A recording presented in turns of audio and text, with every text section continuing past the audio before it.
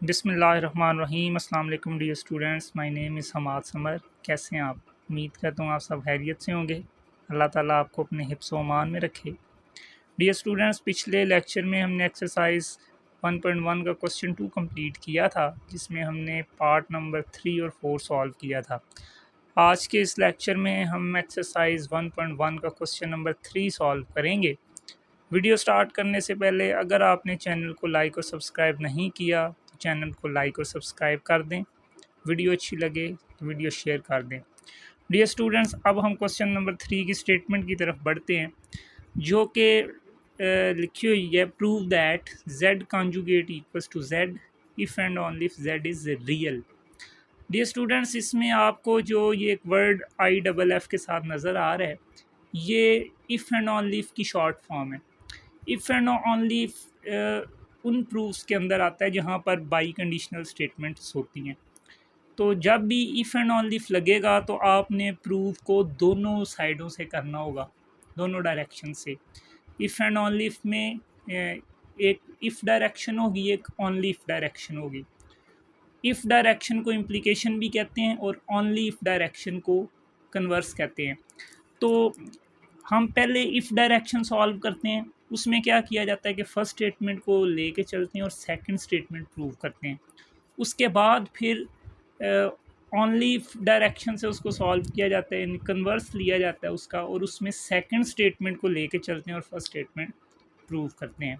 तो इस तरह से हम इफ़ एंड ओनली इफ वाली स्टेटमेंट्स का प्रूव जो है ना वो करते होते हैं। तो अब हम इसके सोल्यूशन की तरफ बढ़ते हैं। देखें, अब इसमें ये जो लिखा हुआ है, prove that z conjugate equals to z if and only if z is real. इसमें फर्स्ट स्टेटमेंट होगी z conjugate equals to z, second statement होगी z इज़ रियल। अब हमने पहले ओनली इफ़ डायरेक्शन को लेके चल रहे हैं, तो इफ़ डायरेक्शन में हम पहली स्टेटमेंट को लेके चलेंगे और दूसरी स्टेटमेंट प्रूव करेंगे। तो देखें, पहली स्टेटमेंट में हमें z का पता होना चाहिए और z कॉन्जुगेट का। तो z तो एक कम्प्लेक्स नंबर है, कम्प्लेक्स नंबर को a प्लस बी आयोटा से डिनोट किया जाता है। तो हम लेट कर लेंगे z equals to a plus b iota, इसको इक्वेशन 1 का नाम दे दिया।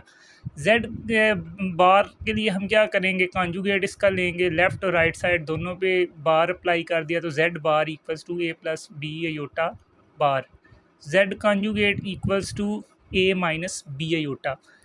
माइनस बी आयोटा कैसे आया? कॉन्जुगेट में हम आयोटा वाली टर्म की अलामत तब्दील कर देते हैं, तो प्लस बी आयोटा तो माइनस बी आयोटा हो जाएगी, रियल पार्ट की अलामत तब्दील नहीं होती। तो अब हमारे पास z भी आ चुका, z कॉन्जुगेट भी आ चुका। तो अब हम फर्स्ट स्टेटमेंट को स्टार्ट कर लेते हैं। Now z conjugate equals to z, इनमें हम इनकी वैल्यूज़ पुट करेंगे। z कॉन्जुगेट की जगह उसकी value a minus B iota equals to z की जगह a प्लस बी आयोटा। अब हम राइट साइड पे जो टर्म्स हैं उनको हम मूव करवाते हैं लेफ़्ट साइड पे। तो a minus B iota as it is, a left side पे जाएगा माइनस ए हो जाएगा, बी आयोटा लेफ़्ट साइड पे जाएगा तो माइनस बी आयोटा, और राइट साइड क्या हो जाएगी, ज़ीरो। अब ए माइनस ए कैंसिल हो जाएंगे, बाकी क्या रहेगा, minus B iota minus B iota. तो ये ऐड हो के minus two B iota equals to zero आ जाएगा। स्टूडेंट्स, अब इस इक्वेशन को आपने ज़रा ध्यान से देखना है कि यहाँ से b कैसे ज़ीरो आया। देखें, यहाँ पर 3 नंबर मल्टीप्लाई हो रहे हैं लेफ़्ट साइड पे, माइनस टू, b और आयोटा, और इसका रिज़ल्ट आ रहा है ज़ीरो। तो देखें, मल्टीप्लिकेशन का रिज़ल्ट जब भी ज़ीरो आता है तो उसमें ऐसे होता है कि या तो सारे नंबर ज़ीरो होते हैं मल्टीप्लाई होने वाले, या उनमें से कुछ नंबर ज़ीरो होते हैं, या कम से कम एक नंबर ज़ीरो लाजमी होता है, तब प्रोडक्ट ज़ीरो आता है। तो मल्टीप्लिकेशन का रिज़ल्ट जब भी ज़ीरो आएगा तो कम से कम कोई एक नंबर ऐसा लाजमी होगा जो ज़ीरो के इक्वल होगा। अगर सारे नंबर नॉन ज़ीरो होंगे तो मल्टीप्लिकेशन के बाद उसका आंसर ज़ीरो नहीं आ सकता। तो चूँकि ये तीनों का प्रोडक्ट ज़ीरो के इक्वल आ रहा है तो कम से कम कोई एक तो इनमें ज़ीरो होगा। तो माइनस टू तो ज़ीरो के इक्वल नहीं होता, आयोटा भी ज़ीरो के इक्वल नहीं होता क्योंकि उसकी वैल्यू होती है स्क्वायर रूट माइनस वन। तो फिर इसमें जो थर्ड आपके पास एक नंबर बचता है बी, वो फिर लाजमी तौर पे ज़ीरो होगा क्योंकि तीनों ने मल्टीप्लाई होकर जवाब ज़ीरो देने का, कोई एक तो ज़ीरो है। माइनस टू और आयोटा तो ज़ीरो के बराबर नहीं है, तो फिर b किसके बराबर होगा, ज़ीरो के। तो यहाँ से b की वैल्यू ज़ीरो आ गई।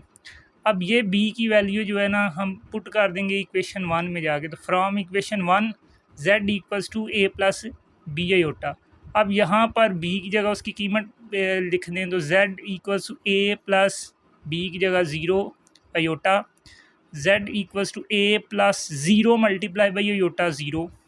नेक्स्ट स्टेप में z equals to a plus 0 a। तो अब ये देखें z की कीमत आ चुकी है a। अब ये रियल है या इमेजिनरी है?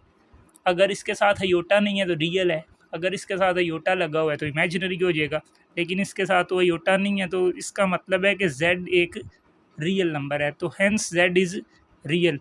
हमने क्या किया कि फर्स्ट स्टेटमेंट को लेके चले z conjugate equals to z, और हम second statement z is real वो प्रूव कर दी। अब हम इसकी दूसरी डायरेक्शन से आते हैं, ऑन लीफ डायरेक्शन से, जिसको कन्वर्स भी कहते हैं। तो कन्वर्सली अब इसको प्रूव करेंगे तो सेकंड स्टेटमेंट को लेके चलेंगे और फर्स्ट स्टेटमेंट इसकी प्रूव करेंगे। सेकंड स्टेटमेंट इसकी क्या है कि z इज़ रियल, तो ये हम मान के चलेंगे कि let z is real therefore z equals to a। अब ये z इक्वल्स टू a क्यों लिखा? कि रियल है। अगर ये इमेजिनरी होता तो साथ अयोटा लगाते हम, लेकिन रियल में तो अयोटा नहीं आता साथ, that's why z equals to a, और इसको नाम दे दिए इक्वेशन 2 का। अब हम क्या करते हैं, इसी इक्वेशन में दोनों तरफ कॉन्जुगेट अप्लाई कर देते हैं। तो z conjugate equals to a conjugate, z conjugate equals to a का कॉन्जुगेट a ही आ गया, क्योंकि कॉन्जुगेट में हमने अयोटा वाली टर्म की अलामत तब्दील करनी होती है, रियल पार्ट की नहीं। a तो यहाँ पर रियल है, इसके साथ अयोटा तो नहीं है, रियल है, तो इसकी अलामत तब्दील नहीं होगी, तो ए का कॉन्जुगेट ए ही आ जाएगा। तो इसको नाम दे दिया इक्वेशन नंबर 3 का। तो इक्वेशन 2 और 3 दोनों को देखें तो दोनों का आंसर ए ही आ रहा है, जेड भी ए के इक्वल आ रहा है, जेड कॉन्जुगेट भी ए के इक्वल आ रहा है। इसका मतलब है जेड और जेड कॉन्जुगेट दोनों क्या होंगे? इक्वल। तो फिर from equation 2 and 3 z conjugate equals to z, क्योंकि दोनों का आंसर सेम है इसलिए दोनों क्या होंगे? इक्वल। तो यहाँ पर आपने क्या किया, कन्वर्स के अंदर सेकंड स्टेटमेंट को लेके चले और फर्स्ट स्टेटमेंट प्रूव कर दी ये वाली, ठीक है। तो आपने दोनों डायरेक्शन से प्रूव कर दिए। यहाँ पर फर्स्ट स्टेटमेंट लेके चले, सेकंड प्रूव कर दी, कन्वर्स में सेकंड स्टेटमेंट लेके चले और फर्स्ट प्रूव कर दी। तो इसका मतलब है कि ये जो इफ़ एंड ऑन इफ के साथ स्टेटमेंट वाल प्रूव है, ये आपने प्रूव कर दिया इसको।